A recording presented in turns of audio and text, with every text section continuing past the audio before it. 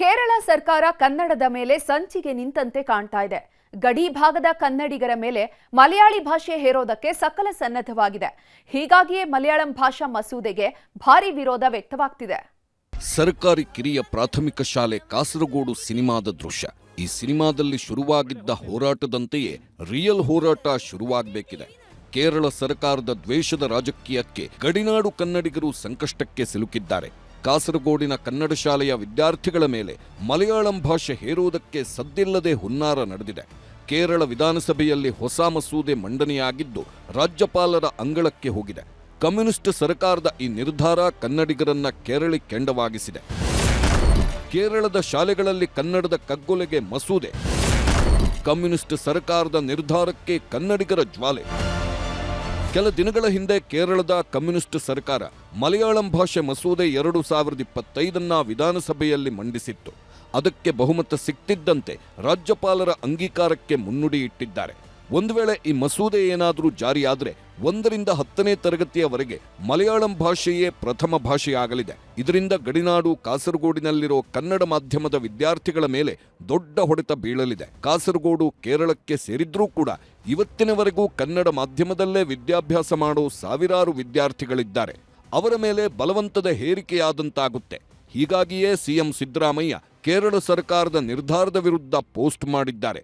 ಯಾವಾಗ ಇದು ವಿವಾದದ ಜ್ವಾಲೆಯಾಗಿ ಧಗಧಗಿಸೋಕೆ ಶುರುವಾಯಿತೋ ಪಕ್ಷಾತೀತವಾಗಿ ಆಕ್ರೋಶ ವ್ಯಕ್ತವಾಗ್ತಿದೆ.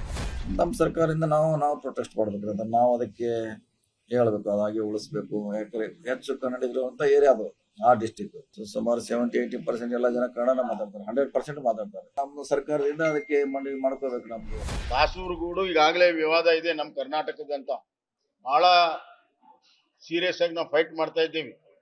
ಅಲ್ಲಿ ಕನ್ನಡ ಮಾತಾಡೋರೇ ಅತಿ ಹೆಚ್ಚು ಜನ ಇರುವಂತದ್ದು, ಅದಕ್ಕೆ ಕನ್ನಡ ಶಾಲೆಗಳು ಇರುವಂತದ್ದು. ಅಲ್ಲಿ ಮಲಯಾಳಂ ನೀವು ಕಂಪಲ್ಸರಿ ಮಾಡಿದ್ರೆ ಕನ್ನಡದ ಮಕ್ಕಳು ಏನ್ ಮಾಡಬೇಕು? ಕೇರಳ ಸರ್ಕಾರದ ಈ ನಿರ್ಧಾರದ ಹಿಂದೆ 10 ಹುನ್ನಾರಗಳಿವೆ.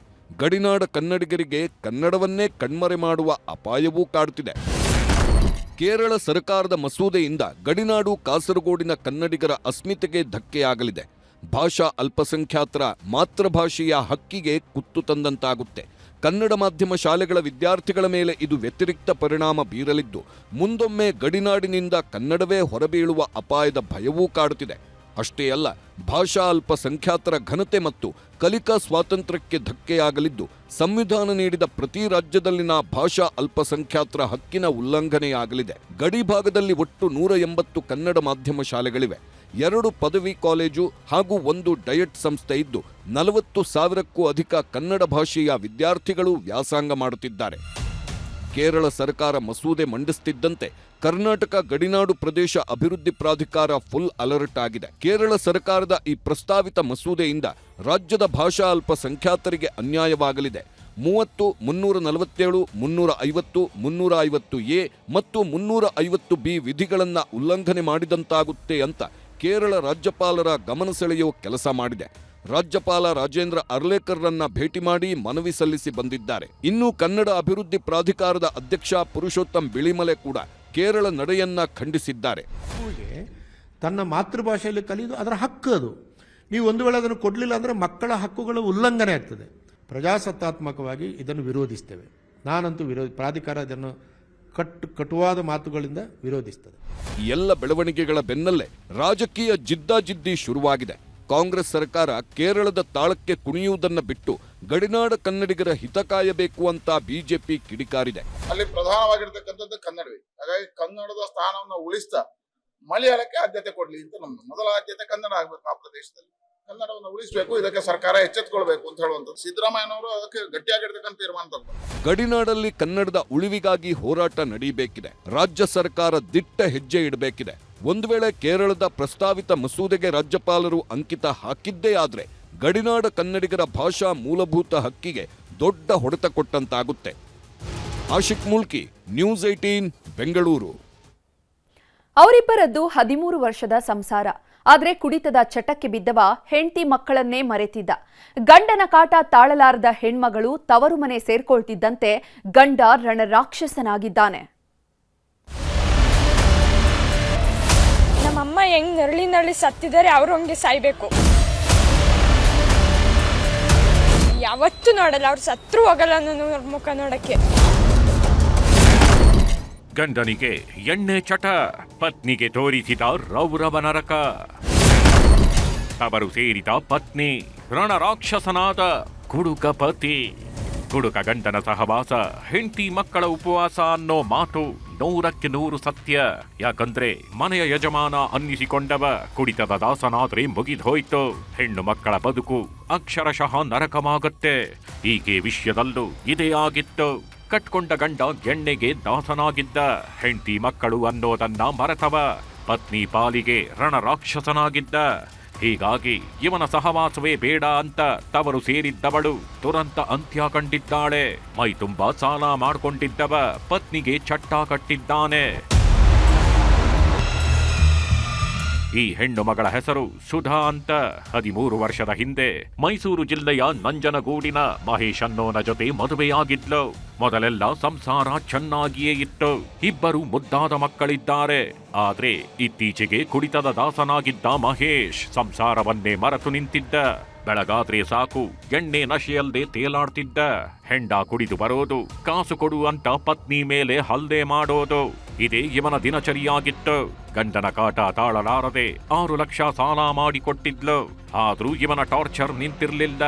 ಕೊನೆಗೆ ದಿಕ್ಕು ಕಾಣದಂತಾದ ಹೆಣ್ಣು ಮಗಳು ತವರು ಮನೆ ಸೇರ್ಕೊಂಡಿದ್ಲು. ಡ್ರಿಂಕ್ಸ್ ಮಾಡ್ತಿದ್ರು, ಮತ್ತು ಫುಲ್ಲು ಡ್ರಿಂಕ್ಸು, ಜಗಳ ಆಡ್ತಿದ್ರು. 2 ಸತಿ ಹಿಂಗೆ ಕತ್ತಿಡ್ಕೊಂಡಿತ್ತು. ನಾನೇ ಹೋಗಿ ತಡೆದಿದ್ದೆ 2 ಸತಿ.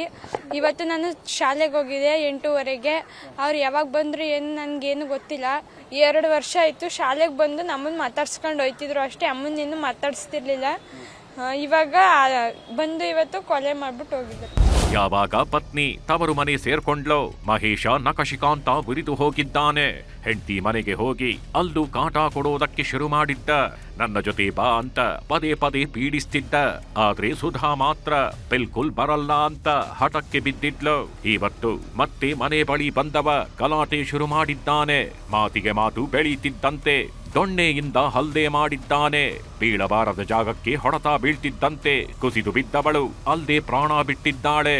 ಯಾವಾಗ ಪತ್ನಿ ಸಾವನ್ನಪ್ಪಿದ್ಲು ಅಂತ ಗೊತ್ತಾಯ್ತೋ, ಪಾಪಿ ಗಂಡ ನಾಪತ್ತೆಯಾಗಿದ್ದಾನೆ. 8:50 ಒಂದು ಅವಧಿಯಲ್ಲಿ ಆತ ಏಕಾಏಕಿ ಬಂದು ಕಟ್ಟಿಗೆ ಅಂತಂದ್ರೆ ಏನು ಊದಿದ ಒಂದು ರಿಪೇಸ್ನಿಂದ ತಲೆಗೆ ಹೊಡೆದು ಕೊಲೆ ಮಾಡಿದ್ದಾನೆ. ಅವಳ ಗಂಡನನ್ನ ನಾವು ಈಗಾಗಲೇ ವಿಚಾರಣೆಗೆ ತೆಗೆದುಕೊಂಡು ಮುಂದಿನ ಕ್ರಮವನ್ನು ಜರುಗಿಸ್ತಾ ಇದ್ದೀವಿ. ಅವರು 2 ಮಕ್ಕಳು ಸಹಿತ ಇದ್ದಾರೆ. ಅವರಿಗೆ ಏನೇನು ಕಾನೂನಿನ ಒಂದು ಸಹಾಯ ನೀಡಬೇಕು ಅದನ್ನೆಲ್ಲ ನೀಡುವಂತ ನಿಟ್ಟಿನಲ್ಲಿ ಮಕ್ಕಳಿಗೆ ಅದನ್ನು ಸಹಿತ ನಾವು ಮಾಡ್ತೀವಿ.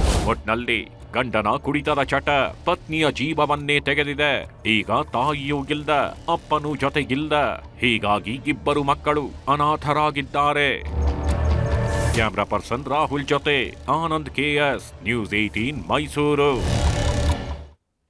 ಅವರೆಲ್ಲ ಅಯ್ಯಪ್ಪನ ಸನ್ನಿಧಿಗೆ ಹೋಗಿದ್ರು.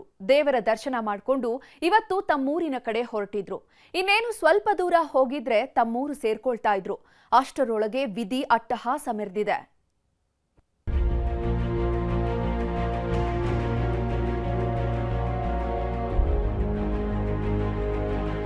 ಸಂಕ್ರಮಣ ಕಾಲ ಬಂತು ಅಂದ್ರೆ ಊರೂರಲ್ಲೂ ಅಯ್ಯಪ್ಪನ ನಾಮಸ್ಮರಣೆ ಶುರುವಾಗುತ್ತೆ.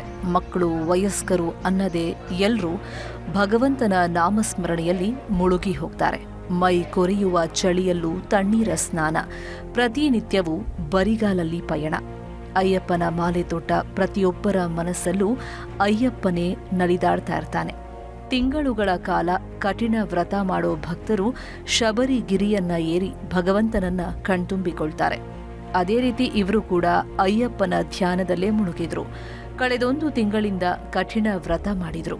ಮೊನ್ನೆ ತಾನೇ ಅಯ್ಯಪ್ಪನ ಬೆಟ್ಟವನ್ನೇರಿ ಶಬರಿಗಿರಿ ವಾಸನ ಕಣ್ತುಂಬಿಕೊಂಡಿದ್ರು. ಇನ್ನೇನು ಒಂದಿನ ಕಳೆದ್ರೆ ತಮ್ಮೂರೂ ಸೇರ್ಕೊಳ್ತಾ ಇದ್ರು. ಆದ್ರೆ ಅಷ್ಟೊತ್ತಿಗಾಗಲೇ ನಡೆಯಬಾರದ ಘಟನೆ ನಡೆದು ಹೋಗಿದೆ. ವಿಧಿಯ ಮೋಸದ ಹೊಡೆತಕ್ಕೆ ದಾರಿ ಮಧ್ಯೆಯೇ ದುರಂತ ಅಂತ್ಯ ಕಂಡಿದ್ದಾರೆ. ತಂದೆ, ತಾಯಿ, ಹೆಂಡತಿ ಮಕ್ಕಳನ್ನ ನೋಡಬೇಕು ಅಂತ ಖುಷಿ ಖುಷಿಯಾಗಿ ಹೊರಟವರು ಅರ್ಧ ದಾರಿಯಲ್ಲೇ ಬದುಕಿನ ಪಯಣ ಮುಗಿಸಿದ್ದಾರೆ. ಅಯ್ಯಪ್ಪನ ದರ್ಶನ ಮುಗಿಸಿ ಹೊರಟವರಿಗೆ ಸಾವಿನ ದರ್ಶನ. ರಸ್ತೆಯಲ್ಲಿ ಕೂತಿದ್ದ ಯಮ, ಬೆಳ್ಳಂಬೆಳಗ್ಗೆ 4 ದುರ್ಮರಣ. ಭಗವಂತನ ದರ್ಶನ ಮಾಡಿದ್ರೆ ಭಗವಂತ ತಲೆ ಕಾಯ್ತಾನೆ. ಭಗವಂತನ ಸನ್ನಿಧಿಗೆ ಹೋದ್ರೆ ಭಗವಂತನೇ ನೆರಳಾಗಿ ಕಾಪಾಡ್ತಾನೆ ಅಂದ್ಕೋತೀವಿ. ಆದ್ರೆ ಈ 4 ಪಾಲಿಗೆ ಯಾವ ದೇವ್ರೂ ತಲೆ ಕಾಯಲಿಲ್ಲ. ಭಕ್ತಿಯ ದರ್ಶನ ನೀಡಿದ ಭಗವಂತನಿಗೂ ಸಾವಿನ ದರ್ಶನವನ್ನ ತಡೆಯೋದಕ್ಕೆ ಆಗಲಿಲ್ಲ. ಕೊಪ್ಪಳ ಜಿಲ್ಲೆಯ ಕುಕನೂರಿನ 7 ಮಂದಿ ಅಯ್ಯಪ್ಪನ ಮಾಲೆ ಧರಿಸಿದ್ರು. 1 ತಿಂಗಳಿಂದ ತುಂಬಾನೇ ಕಠಿಣ ವ್ರತಾಚರಣೆ ಮಾಡಿದ್ರು. ಕೊನೆಗೆ ಇರುಮುಡಿ ಹೊತ್ತು 5ನೇ ತಾರೀಕು ಅಯ್ಯಪ್ಪನ ಸನ್ನಿಧಿಗೆ ಹೋಗಿದ್ರು. ಅಯ್ಯಪ್ಪನನ್ನ ನೋಡಬೇಕು ಅನ್ನೋ ತವಕದಲ್ಲಿ ಇದ್ದವರಿಗೆ ಕಣ್ತುಂಬಿಕೊಳ್ಳೋ ಭಾಗ್ಯ ಕರುಣಿಸಿದ್ದ. 18 ಮೆಟ್ಟಿಲ ವಾಸನ ದರ್ಶನ ಪಡೆದ ಮಾಲಾಧಾರಿಗಳು ಇನ್ನೊಂದಿಷ್ಟು ದೇವಸ್ಥಾನಕ್ಕೆ ಹೋಗಿದ್ರು. ಬರುವ ಹಾದಿಯಲ್ಲಿ ಎಲ್ಲಾ ದೇವಸ್ಥಾನಗಳಿಗೂ ಹೋಗಿ ಬರ್ತಾ ಇದ್ರು. ನಿನ್ನೆ ರಾತ್ರಿ ತಮ್ಮೂರಿನ ಕಡೆಗೆ ಹೊರಟಿದ್ದಾರೆ. ಬೆಳಗಿನ ಜಾವ 4:45 ಸುಮಾರಿಗೆ ಬಹುತೇಕರು ನಿದ್ದೆಗೆ ಜಾರಿದ್ರು. ಇನ್ನೇನು ಕೆಲವೇ ಹೊತ್ತು ಕಳೆದ್ರೆ ತಮ್ಮೂರು ಸೇರ್ಕೊಳ್ತೀವಿ ಅನ್ನೋ ಖುಷಿಯಲ್ಲಿದ್ರು. ಆದರೆ ಅಷ್ಟೊತ್ತಿಗಾಗಲೇ ರಕ್ತದ ರುಚಿ ನೋಡೋದಕ್ಕೆ ಜವರಾಯ ಹೊಂಚಾಕಿ ಕೂತಿದ್ದ. ನಾವು 3ನೇ ತಾರೀಕಿಗೆ ಶಬರಿಮಲೆಗೆ ಹೋಗಿವಿ. ನಾವು ಅಯ್ಯಪ್ಪ ಮಾಲೆ ಹಾಕಿದ್ವಿ, ಬೆಳಗ್ಗೆ ವಿಸರ್ಜನೆ ಮಾಡಿವಿ. ಅವರು 5ನೇ ತಾರೀಕು ಇಲ್ಲಿದ್ದ ಶಬರಿಮಲೆಗೆ ಬಂದಾರ. ನಾವು ದಕ್ಷಿಣ ಮುಗಿಸ್ಕೊಂಡು ಹೊಳ್ಳಿ ಬಂದ್ವಿ. ಅವ್ರು ಹೊತ್ತಾಕತ್ತಿದ್ರು. ನಿನ್ನೆ ನಾವು ಇಷ್ಟೊತ್ತಿನಾಗ ಮನೆ ದಿವಸ ಬೆಡ್ದಾಗಿದ್ವಿ. ಅವರು ಪಳ್ಳ್ಯಾಗಿದ್ರು. ಹಿಂಗೈತೆ ಇಲ್ಲ 4 ಮಂದಿ ಡೆತ್ ಆಗ್ಯಾರ ಅಂತಂದು ಭಾಳ ನೋವು ಅನ್ಸಿತ್ತು. ನಾವು ಒಂದು ಸಣ್ಣ ಅಯ್ಯಪ್ಪ ಮಾಲೆ ಹಾಕಿದೆ ಎಲ್ಲ ಒಬ್ಬರು ನಾವು. ತುಮಕೂರಿನ ಕೋರಾ ಬಳಿ ಬರ್ತಾ ಇದ್ದಂಗೆ ಜವರಾಯ ಅಟ್ಟಹಾಸ ಮೆರೆದಿದ್ದಾನೆ. ರಸ್ತೆ ಪಕ್ಕದಲ್ಲಿ ನಿಂತಿದ್ದ ಲಾರಿಗೆ ಏಕಾಏಕಿ ಕ್ರೂಸರ್ ವಾಹನ ಡಿಕ್ಕಿ ಹೊಡೆದಿದೆ. ಇದರ ಪರಿಣಾಮ 4 ಮಾಲಾಧಾರಿಗಳು ಸ್ಥಳದಲ್ಲೇ ಪ್ರಾಣ ಚೆಲ್ಲಿದ್ದಾರೆ. ದುರಂತ ಅಂದ್ರೆ ಇದೇ ಮೊದಲ ಬಾರಿಗೆ ತಂದೆ ಜೊತೆಗೆ ಮಾಲೆ ಧರಿಸಿದ್ದ 7 ವರ್ಷದ ಹೆಣ್ಮಗಳು ಕೂಡ ದುರಂತ ಅಂತ್ಯ ಕಂಡಿದ್ದಾಳೆ. ಎಲ್ಲೆಲ್ಲಿ ನಿದ್ದೆಗೆ ಜಾರಿದ್ರೋ ಅಲ್ಲಲ್ಲಿ ಪ್ರಾಣ ಚೆಲ್ಲಿದ್ದಾರೆ. ಇಲ್ಲಿ ಹೋಗಿರೋದು ಭಾಳ ಬಡ ಕಾರ್ಮಿಕರು ಸರ್. ಗೌಂಡಿ ಬಾರ್ಬೆಂಡಿಂಗ್ ಮಾಡ್ತಕ್ಕಂಥ ಕೆಲಸ ಮಾಡ್ತಕ್ಕಂಥ ಹುಡುಗರು. ಆದರೆ ಅವ್ರಿಗೆ ಸರಿಯಾದ ರೀತಿಯಲ್ಲಿ ಸಂಬಂಧಪಟ್ಟಂಥ ಅಧಿಕಾರಿಗಳು ಇದರ ಏನಾದರೂ ಪರಿಹಾರ ಕೊಡೋಂಥ ಪ್ರಯತ್ನ ಆಗ್ಬೇಕು ಸರ್. ಇಲ್ಲಿರ್ತಕ್ಕಂಥ ಜನಪ್ರತಿನಿಧಿ ಆಗಿರ್ತಕ್ಕಂಥ ಬಸವರಾಜ ರಾಯರೆಡ್ಡಿ ಅವರು ಕೂಡ ಆಗಿರ್ಬೋದು. ಈಗ ಅಧಿಕಾರಿಗಳು ಯಾವುದೇ ರೀತಿಯಲ್ಲಿ ಎಲ್ಲೆಲ್ಲೋ ಏನೇನೋ ಮಾಡ್ತಾರೆ. ಆದರೆ ಇಲ್ಲಿ ಏನಾದರೂ ಮಾಡಿ ಅವ್ರಿಗೆ ಪರಿಹಾರ ಕೊಟ್ಟರೆ ತಮ್ಮಿಂದ ಭಾಳ ಉಪಕಾರ ಆಗುತ್ತೆ ಅಂತ ತಮ್ಮಲ್ಲಿ ಹೇಳ್ತಾರೆ. ಕೂಲಿ ನಾಲಿ ಮಾಡಿಕೊಂಡು ಜೀವನ ನಡೆಸ್ತಾ ಇದ್ದವರು ದೇವರ ದರ್ಶನ ಮಾಡೋದಕ್ಕೆ ಹೋಗಿದ್ರು. ಅಯ್ಯಪ್ಪನ ಬೆಟ್ಟ ಹತ್ತಿ ಬಂದ್ಮೇಲಾದರೂ ನಮ್ಮ ಬದುಕು ಬಂಗಾರವಾಗಿರುತ್ತೆ ಅಂದ್ಕೊಂಡಿದ್ರು. ಆದರೆ ಪ್ರಾಣವೇ ಹೋಗುವಂತಾಗಿದೆ. ದೇವ್ರೇನೋ ದರ್ಶನ ಕೊಟ್ಟಿದ್ದ, ಆದರೆ ಇವ್ರ ಪಾಲಿಗೆ ಆಯಸ್ಸನ್ನ ಕಡಿಮೆ ಇಟ್ಟಿದ್ದ. ಚಾಲಕನ ಜೊತೆ ಇನ್ನಿಬ್ಬರ ಸ್ಥಿತಿ ಚಿಂತಾಜನಕವಾಗಿದ್ದು ಕುಟುಂಬಸ್ಥರ ಆಕ್ರಂದನ ಮುಗಿಲು ಮುಟ್ಟಿದೆ. ಶರಣಪ್ಪ ಬಾಚಲಾಪುರ, ನ್ಯೂಸ್ 18 ಕೊಪ್ಪಳ.